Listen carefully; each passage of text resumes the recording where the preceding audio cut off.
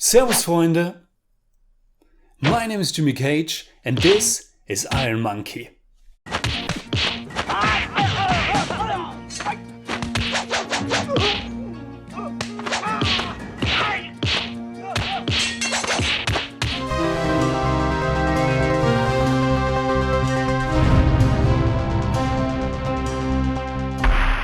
Servus Freunde, my name is Jimmy Cage and originally Disney's live-action version of Mulan should have been released next Friday, but with the ongoing coronavirus, that and many other releases have been postponed.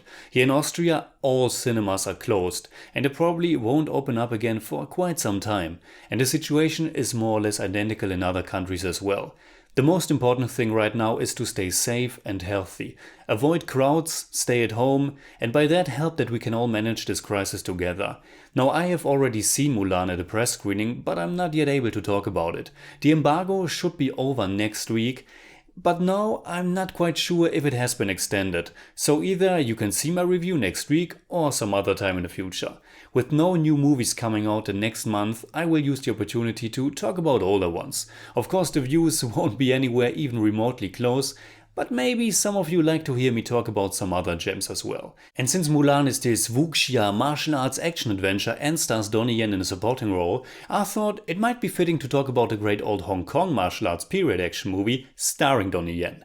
1993's Iron Monkey was written and produced by Tsui Hark and directed by Yuen Ping. The original title is a little bit more complicated, but I will try my best. It is Siu nin Wong Fei Tit Ma Lao. In that title is the name Wong Fei, who was a Chinese martial artist, physician and above all, folk hero. He has become the subject of numerous martial arts films and television series. Some of the most famous ones being Drunken Master, in which Jackie Chan portrays him, or the Once Upon a Time in China movie series, in which Jet Li played him 4 and Vincent Zhao 2 times. Iron Monkey is more or less a prequel to that series, which shows us a fictionalized account of an episode in the childhood of Wong Fei and his father Wong Kai-ying, and their encounter with the so-called Iron Monkey. The young Wong Fei is played by Zeman Sang, who is actually a girl, which is another funny and completely coincidental connection to Mulan. But here it's just that the actor is a girl, but in the movie itself Wong Fei is a boy. I guess Zeman Sang just happened to be the right fit, because she's a terrific martial artist. The father Wong Kai-ying is played by the lead actor Donnie Yen. But it takes about 15 minutes until both of them enter the movie. This totally felt like many other narratives of this kind, where we first establish some kind of village where really bad things are happening before our protagonists are entering and become entangled in the whole affair. The film opens up in that small village at night, with a mysterious figure sneaking around on rooftops. That figure is of course the titular Iron Monkey, played by the other lead actor alongside Donnie Yen, Rong Guang-yu. General Fox and his guards, as well as some hired Shaolin monks, are set to stop him, but it becomes clear pretty quickly that they aren't up to the challenge at all. Iron Monkey is a vigilante, a masked martial artist, who is robbing the rich and corrupt and helping the poor, pretty much like Robin Hood. Those first 5 minutes that show us how he's fighting everybody around him perfectly set the stage for what's coming in this lean 90-minute long action movie. It's a spectacular celebration of martial arts, executed with the utmost precision and filmed in a super exciting, creative and often quite funny way that lets you appreciate all the wonderful action choreography and sheer madness and never lets you lose orientation. It's kinetic and thrilling, and yet you always know where all the players are. The camera work and the editing also don't mask flaws in the actors' abilities.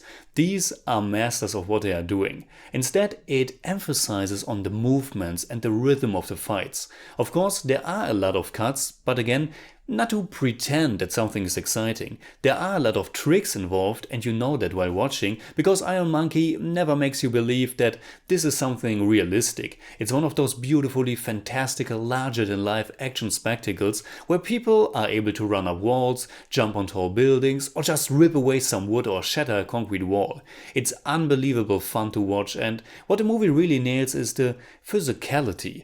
Yes, this isn't realistic, but at the same time everything has weight to it. Everything in front of the camera really exists in a physical way and isn't done by computers. And when the editing contains a lot of cuts, it's because they successfully create the illusion that one guy throws out some long sleeve and the other is able to jump on that same sleeve and move along. Today you could do something like that in one shot and do it with CGI, but in Iron Monkey the things you see do have a physical presence before the camera, and the editing along with the great compositions, exciting camera angles and fast movements all contribute so that this marvelous fun illusion comes to life.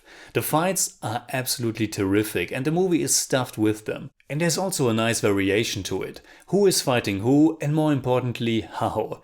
Everything you see gets used to kick someone's ass, and all the fighters, all the martial artists are masters of what they do. Nin Wong plays Iron Monkey's partner Miss Orchid, and she has some of the best and most impressive fighting scenes. And in the tradition of these Chinese martial arts movies, Iron Monkey comes with a very strong comedic touch as well. It has some very gruesome moments, and the story about the corrupt rich and the suppressed poor has a genuine and serious note, but the way the action unfolds and the characters behave is definitely rooted in comedy as well. The wonderfully exaggerated fighting sounds alone are a pure delight. If there's something I would criticize is that it's maybe not the most emotionally engaging movie. It's a martial arts fest, but not the most suspenseful, captivating or emotionally charged film. The story and character relations are quite familiar. Everything works well, but it's nothing extraordinary. For that, you have the rest. And a great finale with a super fun pole fight that's the perfect escalation for this film. If you haven't seen the film yet and hopefully are interested now to check it out, I have to warn you about the US version. Iron Monkey had a theatrical release in the US in 2001, but Miramax decided to alter the film in several ways, changing the score, toning down some of the violence, replacing the exaggerated sound effects with more realistic ones, cutting several story and especially comedy beats, and so on. It's weird that it was still advertised as Quentin Tarantino Presents, because it's hard for me to believe that Tarantino of all people would have approved such changes that aim to turn a Hong Kong action flick into a more Americanized PG-13 movie. If you want to watch the original version with English subtitles, there are other Blu-rays and ways out there. So in German I'd say, wer auf das Hong Kong Action Kino der 80er und 90er Jahre steht oder einen klasse Einstieg sucht, wird mit Iron Monkey ganz große Freude haben. Spitzen Kämpfe, viel Humor und alles unglaublich unterhaltsam und kreativ aufgezogen. I give Iron Monkey 8 out of 10. It's more like 7.8, but I don't do that.